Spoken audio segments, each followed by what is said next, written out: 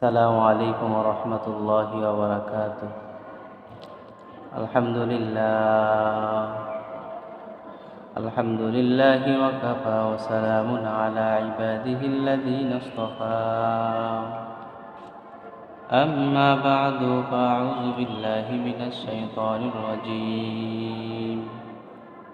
بسم الله الرحمن الرحيم. إن عدة الشهور عند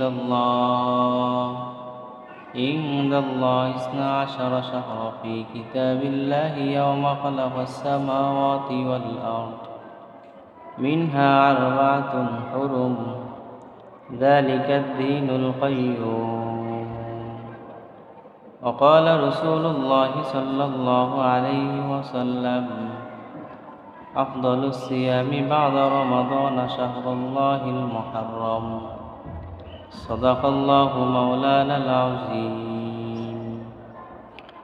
اللهم صل على سيدنا ونبينا وشفيعنا وحبيبنا ومولانا محمد صلى الله عليه وعلى آله وأصحابه وبارك وسلم. اللهم صل على سيدنا ونبينا وشفيعنا وحبيبنا ومولانا محمد صلى الله عليه وعلى آله وأصحابه وبارك وسلم. اللهم صل على محمد وعلى آل محمد كما صليت على إبراهيم وعلى آل إبراهيم إنك حميد مجيد. اللهم بارك على محمد وعلى آل محمد كما باركت على إبراهيم وعلى آل إبراهيم إنك حميد مجيد. আলহামদুলিল্লাহ, রব্বুল আলামিনের কাছে অসংখ্য অগণিত শুকরিয়া যে আল্লাহ পাক রব্বুল আলামিন আমাকে আপনাকে দ্বীনের নিসবতে, দাওয়াত ও তাবলীগের নিসবতে, আমলের নিয়তে কিছু কথা বলবার শুনবার তৌফিক দান করেছেন বলে আলহামদুলিল্লাহ। আমি কোরআনে কারিম থেকে এখানে আয়াত তেলাওয়াত করেছি। রাসূল আকরাম সাল্লাল্লাহু আলাইহি ওয়াসাল্লামের অগণিত হাদিস থেকে একখানা হাদিস আপনাদের সামনে পাঠ করেছি। রব্বুল আলামিন যদি আমাকে তৌফিক দান করে অল্প সময়ের মধ্যে কোরআন ও হাদিস থেকে 2-4টা কথা বলবো ইনশাআল্লাহ। যেহেতু এটা মুহররম মাস চলতেছে, মুহররম মাস আল্লাহ পাক রব্বুল আলামিনের কাছে বড় একটা দামি মাস।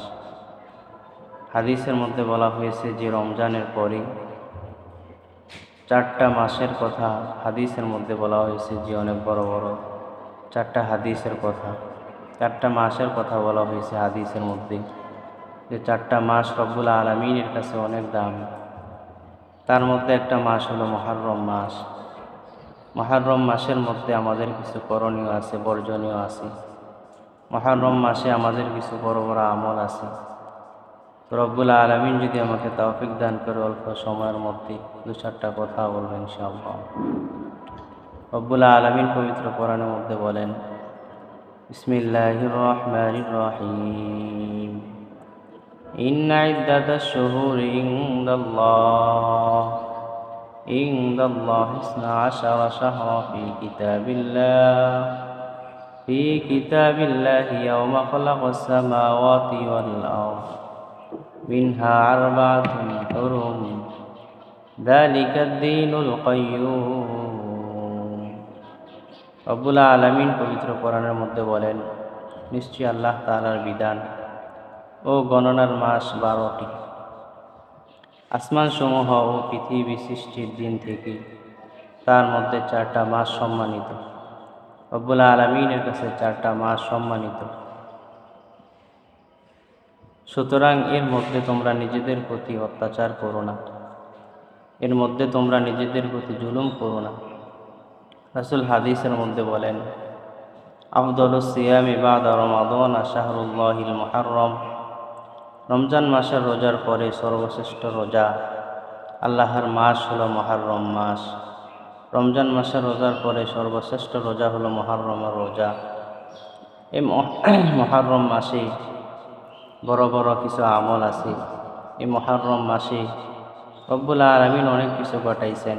এই মুহররম মাসে অনেকগুলো আমল আমাকে আল্লাহ পাক রব্বুল আলামিন করার জন্য বলেছেন। রাসূল সাল্লাল্লাহু আলাইহি ওয়াসাল্লাম বলেন যে আরবি 12 মাস, এই 12 মাসের মধ্যে 4টা মাস অতি সম্মানিত। 4টা মাস রব্বুল আলামিনের কাছে অতি গুরুত্বপূর্ণ।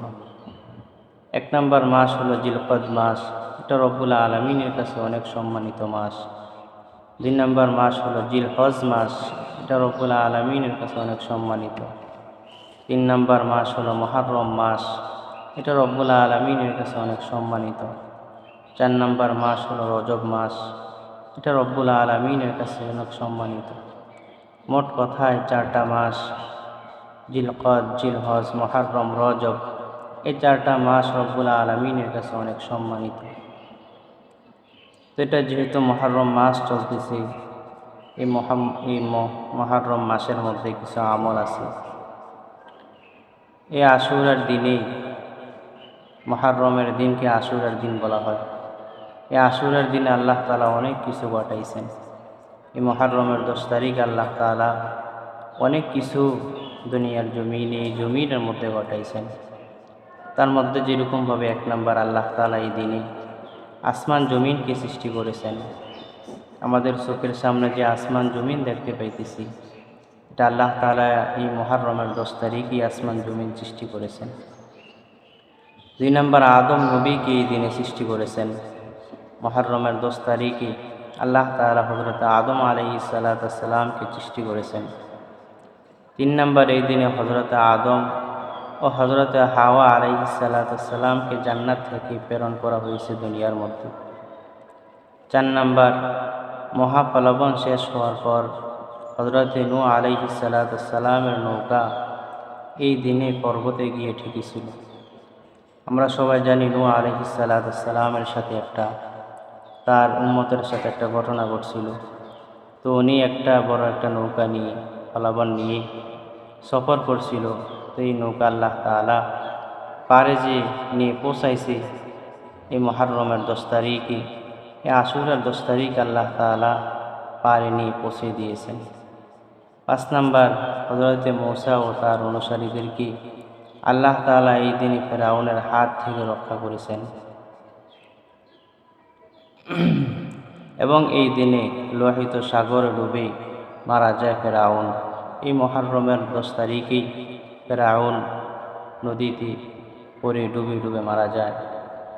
6 নম্বর এই দিনে হযরত আইয়ুব আলাইহিস সালামের রোগ ভালো হয়, উনি এই দিনে সুস্থ হয়। আমরা জানি আইয়ুব আলাইহিস সালামকে আল্লাহ তাআলা অনেক পরীক্ষা করেছেন। ওনার অনেক বড় রোগ হয়েছিল, ওনার রোগটা ভালো হয়েছে এই মুহররমের 10 তারিখে। 7 নম্বর হযরত ঈসা আলাইহিস সালামকে এই দিনে আসমানে উঠিয়ে নেওয়া হয়েছে। 8 নম্বর হযরত ইউনূস আলাইহিস সালামকে এই দিনে মাছের পেট থেকে মুক্তি দেওয়া হয়েছে। 9 নম্বর এই দিনে হযরত ইউসুফ ও তার পিতা ইয়াকুব আলাইহিস সালামের সাথে সাক্ষাৎ রব্বুল আলামিন করিয়েছেন। 10 নম্বর এই দিনে হযরত হুসাইন শাহাদাত বরণ করেছেন। এগুলা হলো মুহররমের 10 তারিখে যেগুলা ঘটেছিল, রব্বুল আলামিন দুনিয়ার মধ্যে যেগুলা ঘটাইছিলেন, এগুলো হলো তার কিছু কথা। এখন আমরা জানব এই মুহররমের 10 তারিখ আল্লাহ তাআলা দুনিয়ার মধ্যে কি কি ঘটবে। এই মুহররমের 10 তারিখের মধ্যে কি কি রব্বুল আলামিন ঘটাইবে। 1 নম্বর এই দিনে কিয়ামত হবে। আমরা তখন দুনিয়ার মধ্যে আসছি, কেউ রব্বুল আলামিনের সাথে বেঈমানি করতেছি, নাফরমানি করতেছি। রব্বুল আলামিন বলেন যে এই দিনে যে জিনিসগুলা ঘটবে তার মধ্যে 1 নম্বর হলো এই দিনে কিয়ামত হবে। রাসূল সাল্লাল্লাহু আলাইহি ওয়াসাল্লাম বলেন যে মুহররমের 10 তারিখে আশুরার দিনে শুক্রবার মাগরিবের সময় কিয়ামত অনুষ্ঠিত হবে, কিয়ামত সংঘটিত হবে। 2 নম্বর কোনো বর্ণনায় পাওয়া যায় ইমাম মাহদির আগমন হবে এই দিনে। এই মুহররমের 10 তারিখ ইমাম মাহদি আগমন করবে দুনিয়ার জমিনে। 3 নম্বর, দাজ্জালের আগমন হবে এই দিনে। এই মুহররমের 10 তারিখে দাজ্জাল দুনিয়ার মধ্যে আগমন করবে। 4 নম্বর, ইয়াজুজ মাজুজের আগমন হবে এই মুহররমের 10 তারিখে। 5 নম্বর, এই দিনে হযরত ঈসা আলাইহিস সালাম দুনিয়ায় আগমন করবে। এই দিনে এই মুহররমের 10 তারিখে হযরত ঈসা আলাইহিস সালাম দুনিয়ার মধ্যে আগমন করবে। যেভাবে এলো রোজা পালনের বিধান, এই মুহররম মাসে 2টা রোজা আছে। এখন আমরা জানব যে রোজাগুলা আমাদের উপর কিভাবে আসলো, রোজাগুলা কিভাবে আমরা যে রাখতেছি মুহররমের রোজা, ওগুলো আমরা কেন রাখতেছি, রোজা আমাদের উপর কিভাবে আসলো এখন আমরা জানব। হযরত ইবনে আব্বাস রাদিয়াল্লাহু তাআলা আনহু বলেন যে রাসূল মক্কা থেকে মদিনায় হিজরত করেন। মক্কা থেকে মদিনায় হিজরত করার পরে তখন ইহুদিদেরকে মুহররমের 10 তারিখে, আশুরার 10 তারিখে রোজা রাখতে দেখলেন।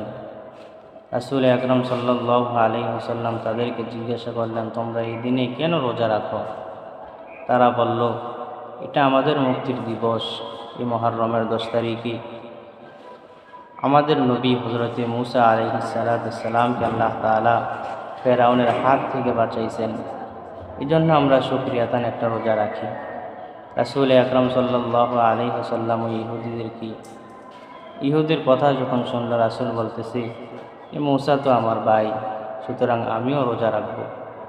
এই দিনে ওরা রোজা রাখতো একটা, আমি রোজা রাখবো 2টা, শুকরিয়াতান। এবং সাহাবীদেরকে রাসূল আকরাম সাল্লাল্লাহু আলাইহি ওয়াসাল্লাম নির্দেশ দিলেন যে আমার ভাই মূসা এই মুহররম মাসের 10 তারিখে একটা রোজা রাখছে, শুকরিয়াতান। মূসা যেহেতু আমার ভাই, আমিও তো আজকের থেকে 2টা রোজা রাখব। মুহররমের রোজা রাখা হুকুম ও ফজিলত। রাসূল আকরাম সাল্লাল্লাহু আলাইহি ওয়াসাল্লাম বলেছেন, রমজানের পরে আল্লাহ তাআলার মাস মুহররমের রোজা, আল্লাহ তাআলার মাস মুহররম এবং রোজা সর্বশ্রেষ্ঠ। রাসূল আকরাম সাল্লাল্লাহু আলাইহি ওয়াসাল্লাম আরও বলেন যে আমি আশাবাদী যে আশুরার রোজা দ্বারা আল্লাহ তাআলা অতীতের 1 বছরের সগীরা গুনাহ মাফ করে দেয়। যে ব্যক্তি আশুরার রোজাগুলো রাখবে, মুহররমের রোজাগুলো রাখবে, আল্লাহ তাআলা তার অতীতের অর্থাৎ আগের 1 বছর সগীরা গুনাহগুলো মাফ করে দেবে। সুবহানাল্লাহ। অন্য এক হাদিসে ইরশাদ হয়েছে, তোমরা আশুরার রোজা রাখো এবং ইহুদিদের সাদৃশ্য ত্যাগ করো। আশুরার আগে অর্থাৎ মুহররমের 9 তারিখ, 10 তারিখ অথবা 10 তারিখ, 11 তারিখ, এই 2 দিনে তোমরা রোজা রাখো। তোমাদের রোজাটা যেন ইহুদিদের সাথে না মিল হয়ে যায়। ইহুদিরা রোজা রাখতো একটা, তোমরা রোজা রাখবা 2টা, হয়তো 9, 10 না হলে 10, 11, এই 2টা রোজা তোমরা রাখবা। আসলে রাখার জন্য আমাদেরকে বলেছেন এবং সাহাবায়ে কেরামদেরকেও এই রোজা রাখার প্রতি তাকিদ দিয়েছেন। এই দিনে করণীয় অর্থাৎ আমরা কি করব। মুহররমের 10 তারিখ যখন আমাদের সামনে আসবে, আমরা মুহররমের 10 তারিখ পেয়ে আমরা কি করব এখন আমরা জানব। মুসলমান হিসাবে এই দিনে কিছু আমল আমাদেরকে করতে হবে। 1 নম্বর, আশুরার দিনে রোজা রাখা অর্থাৎ মুহররমের 10 তারিখে রোজা রাখা। 2 নম্বর, বেশি তওবা করা, কারণ মুহররম মাস আল্লাহর মাস। এই মাসে আল্লাহ তাআলা মানুষকে ক্ষমা করেন, জন্য 2 নম্বর বলা হয়েছে তোমরা বেশি তওবা করো, রব্বুল আলামিনের কাছে ক্ষমা চাও। 3 নম্বর, দ্বীনের খাতিলে হযরত হুসাইন রাদিয়াল্লাহু তাআলা আনহু নিজে শহীদ করেছেন নিজেকে, তা থেকে সকল মুসলমানকে ত্যাগ শিক্ষা করা এবং দ্বীনের জন্য কোরবানি করা। এগুলো হলো আমাদের মুহররম মাসের 10 তারিখে করণীয়। এই দিনে কি বর্জন করতে হবে, আমাদেরকে বাদ দিতে হবে, ছেড়ে দিতে হবে। 1 নম্বর, কান্না করা। এই মুহররমের 10 তারিখ আসলে অনেক মুসলমান দেখা যায় যে রাস্তায় এরকমভাবে ছুরি নিয়ে ওনার শরীরের মধ্যে উনি আঘাত করে, হায় হুসাইন, হায় হাসান বলে আঘাত করে। না, এগুলো ঠিক নয়, এগুলো বেদাত। এই দিনে যে জিনিসগুলো আমাদের বাদ দিতে হবে, 1 নম্বর, কান্না করা যাবে না। মিছিল করা, শরীরের মধ্যে চাবুক দিয়ে আঘাত করা, এগুলা বাদ দিতে হবে। কারণ কোরআনের হাদিসের মধ্যে এগুলোর ভিত্তি নেই। এগুলো কোনো জায়গার মধ্যে পাওয়া যায় ওদের জন্য দোয়া কর। দোয়া না করে আমরা উল্টা নিজের শরীরের মধ্যে নিজে আঘাত করতেছি, কান্না করতেছি, এরকমভাবে মসজিদের মধ্যে মিষ্টি বিলিয়ে দিতেছি, না, এগুলো ঠিক নয়। কোরআন হাদিসের মধ্যে এগুলো পাওয়া যায় না। এই দিনে 2 নম্বর কাজ যেগুলো বাদ দিতে হবে, আশুরার দিনে ভালো খাবার আয়োজন করতে হবে, এটা ঠিক নয়। এরকমভাবে আমাদের মধ্যে একটা রেওয়াজ পাওয়া যায় যে এই দিনে ভালো খেলে সারা বছর ভালো খেতে পারবো। এটা সঠিক নয়। অনেকে এটা মনে করে ওই দিনে অনেক ভালো ভালো খাবার খায়। ওনার নিয়ত থাকে আমি যদি মুহররমের 10 তারিখে ভালো খাবারের আয়োজন করি, তাহলে আমার সামনে যতগুলা দিন আসবে সবগুলা দিন আমি ভালো খাইতে পারবো। না, এই কথা সঠিক নয়। 3 নম্বর, আশুরা মানে কারবালার ইতিহাস নয়, এটা নয়। আশুরা মানেই মুহররমের 10 তারিখ মানেই কারবালার ইতিহাস এটার মধ্যে জড়িত আছে, না, এটা এরকম নয়। মুহররমের 10 তারিখ আমি শুরুতেই বলছি যে রব্বুল আলামিন এই মুহররমের 10 তারিখের মধ্যে অনেক কিছু ঘটাইছেন। আদম নবীকে সৃষ্টি করেছেন, আসমান জমিন সৃষ্টি করেছেন, আরও ইত্যাদি ইত্যাদি রব্বুল আলামিন এই মুহররমের 10 তারিখের মধ্যে ঘটাইছে। কিন্তু আমাদের মধ্যে একটা জিনিস বেশি যেটা কাজ করে, ওটা কারবালার ইতিহাস। আমরা শুধু প্রসিদ্ধভাবে জানি যে মুহররমের 10 তারিখে কারবালার ঘটনা ঘটেছে, হাসান হোসাইন শহীদ হয়েছে, এরকম নয়। জন্য আশুরা মানে কারবালার ইতিহাস মনে করা এটা সঠিক নয়। এই দিনে অনেক ঘটনা রব্বুল আলামিন ঘটিয়েছে, তাই আমাদের সবাইকে এই ঘটনা থেকে শিক্ষা গ্রহণ করা উচিত। অর্থাৎ কারবালার ইতিহাসে অনেক ঘটনা ঘটছে, রব্বুল আলামিন হাসান আর হোসাইন দ্বারা রব্বুল আলামিন অনেক ঘটনা কারবালার ময়দানে ঘটাইছে। এই ঘটনা দ্বারা শিক্ষা গ্রহণ করা এবং রব্বুল আলামিনের প্রতি ভয় স্থাপন করা। তো ইসলামের ক্ষেত্রে কোনো মুসলমান যদি দেখে যে কোনো ব্যক্তি ইসলামের ক্ষতি করে, এরকমভাবে ইসলামের শত্রু, তার বিপক্ষে ইসলামের পক্ষে হইয়া তার বিপক্ষে কাজ করা, কারণ ইসলামকে নিয়ে কটূক্তি করবে, কোরআনকে নিয়ে কটূক্তি করবে, এটা কোনো মুসলমান তো সহ্য করতে পারে না। ঘটনা পাওয়া যায় যে আমাদের সব সময় শরীয়তের উপর চলতে হবে। আমরা যদি শরীয়ত মতো চলি, আল্লাহ তাআলা আমাদের সব কিছু থেকে রক্ষা করবেন। যেরকম একবার হযরত ওমর রাদিয়াল্লাহু তাআলা আনহু মসজিদে নববীতে খুতবা দিচ্ছিলেন। খুতবার সময় তিনি বললেন, হে লোক সকল, আমি ওমর যদি তোমাদেরকে শরীয়তের খেলাফ কোনো আদেশ দেই, অর্থাৎ শরীয়ত বলেছে একটা, আমি যদি তোমাদেরকে আরেকটা বলি, তোমরা আমার কথা শুনবা না। আমি ওমর, আমি খলিফাতুল মুসলিমিন, কি হয়েছে? আমি যদি শরীয়তের কোনো বিধানকে এরকমভাবে অপসার করি, তোমরা আমার কথা শুনবা না। মসজিদের ভিতর থেকে এক সাহাবী তরবারি নিয়ে দাঁড়িয়ে বলতেছে, খলিফাতুল মুসলিমিন ওমর, তুমি যদি শরীয়তের বিধান লঙ্ঘন করো, তুমি যদি শরীয়তের কোনো কথা উল্টা পাল্টা বলো, তাহলে এই তরবারি দ্বারা তোমার ফয়সালা করব, এই তরবারি দ্বারা তোমাকে দুখণ্ড করে দিব। এজন্য সাহাবায়ে কেরাম রাদিয়াল্লাহু তাআলা আনহু শরীয়তের কোনো বিধান অলঙ্ঘন হয়ে যাবে, এরকমভাবে উল্টাপাল্টা হয়ে যাবে, তারা এটা বরদাস্ত করতে পারত না। এজন্য আল্লাহ তাআলা আমাদেরকে, যেহেতু এটা মুহররম মাস চলতেছে, মুহররম মাসের মধ্যে কিছু আমল আছে, এরকমভাবে রোজা আছে, এরকমভাবে যে জিনিসগুলো বর্জন করতে হবে, যে জিনিসগুলো করতে হবে, আল্লাহ তাআলা আমাদের সবাইকে এই জিনিসগুলো করার, আমল করার, রোজাগুলো রাখার, ফজিলত জেনে মুহররম মাসে ইবাদত বন্দেগী করার, রব্বুল আলামিনকে ভয় করার তৌফিক রব্বুল আলামিন সবাইকে দান করুক বলি আমিন। ওয়া আখিরি দাওয়ানা আলহামদুলিল্লাহি রাব্বিল আলামিন।